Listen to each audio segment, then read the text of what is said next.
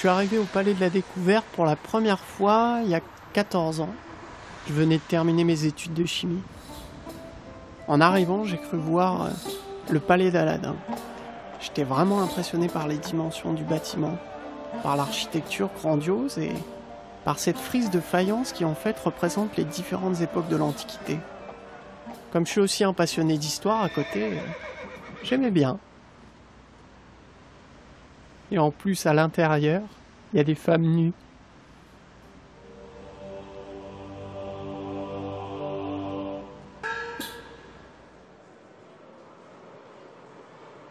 Je me suis dit que le jour où ils feraient les poussières, je les aiderais, mais quand ils sont passés, ils sont venus avec des gros aspirateurs et des cordages parce que les statues sont très hautes. Du coup, j'ai renoncé. C'était pas possible de les aider. Moi, je suis chimiste, je suis pas grimpeur. La première fois pour moi, c'était en 2004. Oui, c'est ça. J'avais un devoir de sciences à faire et j'y comprenais rien du tout. C'est pour ça que je suis venue au palais. J'avais pas du tout conscience que c'était un palais. C'est seulement en franchissant la porte que j'ai eu le déclic. C'était comme si je passais de l'autre côté du miroir.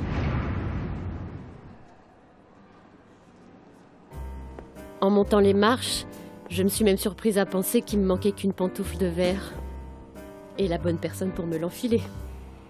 Si seulement j'avais su jusqu'où ces escaliers allaient m'entraîner.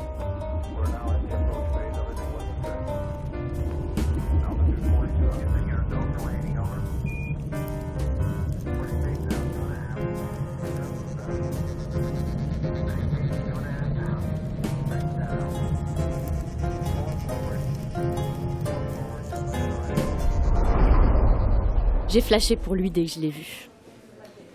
Drôle, craquant. Je suis revenue plusieurs fois pour attirer son attention, mais lui, il voyait rien. Bonjour. Bienvenue à tous sur le stand de chimie du Palais de la Découverte. J'espère que tout va bien. Avoir un coup de foudre toute seule, c'est un peu comme fermer sa porte en laissant les clés à l'intérieur. Je me sentais comme cette fille, emprisonnée. J'avais envie de fuir, mais je pouvais aller nulle part. Fallait toujours que je revienne. Combien de fois je me suis dit « Allez, aujourd'hui je me lance ». Mais j'ai pas réussi. Bye bye Cendrillon. Je restais à chaque fois la bouche bée devant lui jusqu'à la fin de son exposé. J'arrivais pas à dire un mot.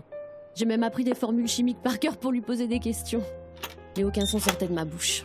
L'émotion était trop forte. Je rêvais de l'oublier et de redevenir une visiteuse comme les autres. Dans la découverte, avec pour seul problème un devoir de science à faire. Libre, quoi. Mais c'était trop tard. J'étais électrisée, hypnotisée même. Et lui restait toujours aussi insaisissable. J'en pouvais plus. J'ai pris conscience de l'énergie que j'avais gaspillée pour rien. Je valais mieux que ça. Fuis-moi, je te suis. Suis-moi. Bon alors maintenant, j'aimerais avoir votre attention. L'expérience que l'on va réaliser est à la fois délicate et dangereuse. D'ailleurs, c'est pour ça que je vais demander à quelqu'un du public de venir la réaliser à ma place. Vous, mademoiselle, par exemple. Oui, venez. Mademoiselle doit faire très attention.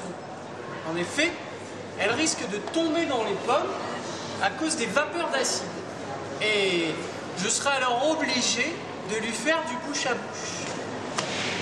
Mais ne vous inquiétez pas, j'ai été formé pour ça.